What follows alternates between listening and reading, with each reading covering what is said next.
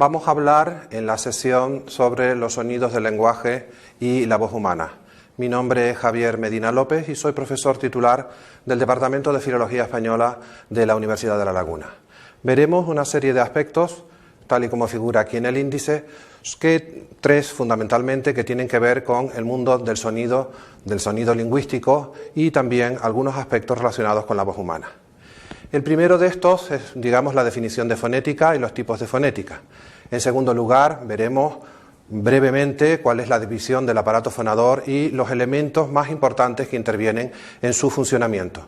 Y por último, una clasificación, tendremos en cuenta una clasificación de las voces más conocidas en el espectro vocal de la voz humana.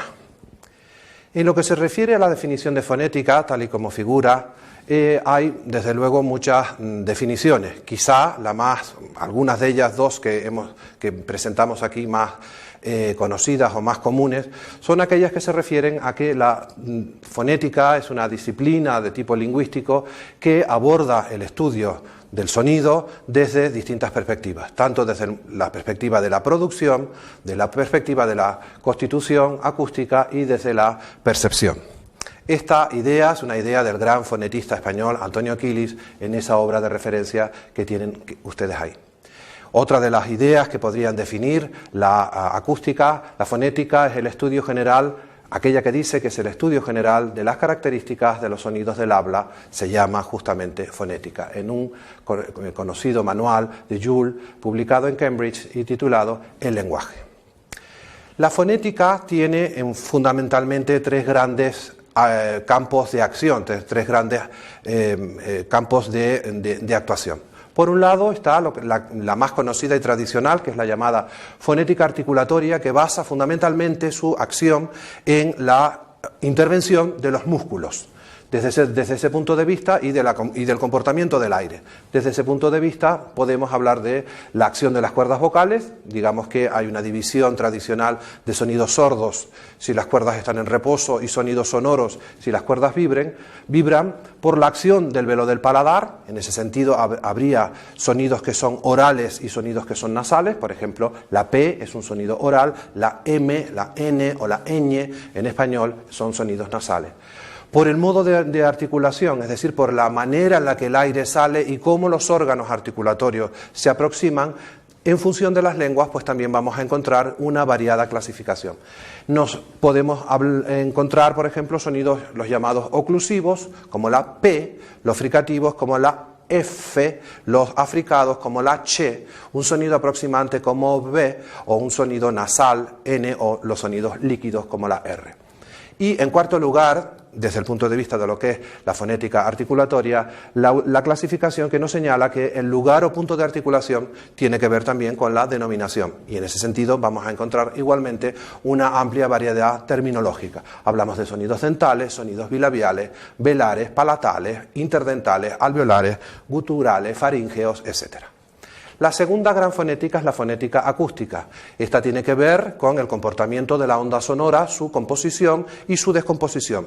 Desde luego, esta es mucho más reciente que la fonética articulatoria y precisamos para su estudio también la intervención de un laboratorio de fonética fundamentalmente. Y la tercera de las fonéticas es la llamada fonética auditiva, que tiene que ver con la percepción del sonido. Aquí tenemos, por ejemplo, de forma muy sencilla, dos manifestaciones de la representación del sonido en un laboratorio de fonética.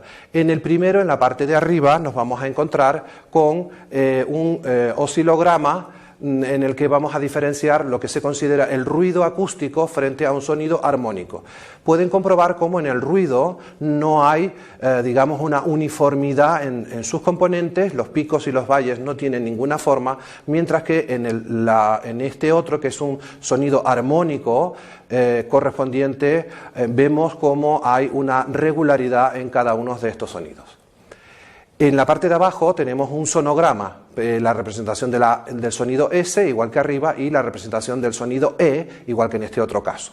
Vemos, por ejemplo, como aquí en la barra de sonoridad hay una pequeña vibración de las cuerdas y en la parte alta lo que queda es una mancha, lo que se llama el ruido acústico, sin forma alguna. Al contrario que el espectro de la vocal, donde vamos a encontrar claramente una barra de sonoridad, lo cual quiere decir que las cuerdas vocales han vibrado claramente, y tres componentes que son los que se llaman los formantes: el primer formante, el segundo formante y el tercer formante. Esto es una manera muy sencilla de acercarnos visualmente a la diferencia entre sonido regular, armónico, y sonido considerado un ruido desde el punto de vista acústico.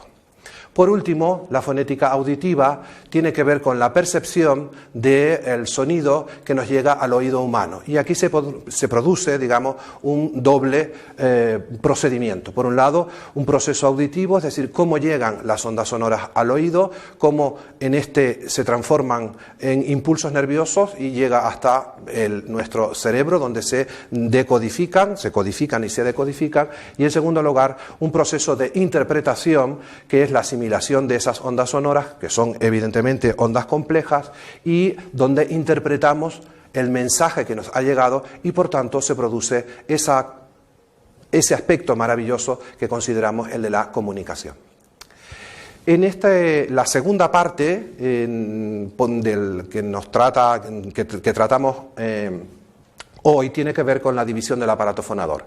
El aparato fonador está compuesto, como pueden ver aquí, de tres grandes zonas: la zona supraglótica, la que está por encima de la glotis, la zona glótica propiamente y la zona infraglótica, que está compuesta por estos elementos, que es el diafragma, los pulmones, la glotis, donde se encuentran las cuerdas vocales, y luego todas las resonancias nasales y la resonancia bucal, la lengua, el músculo iodes, los filtros, la cavidad nasal y la cavidad bucal. En esta otra lámina podemos comprobar la importancia que tiene cómo, digamos, el aire entra de inspiración, digamos, los dos tipos de aire, el aire, digamos, claramente pulmonar, y el aire que llega hasta la zona diafragmática.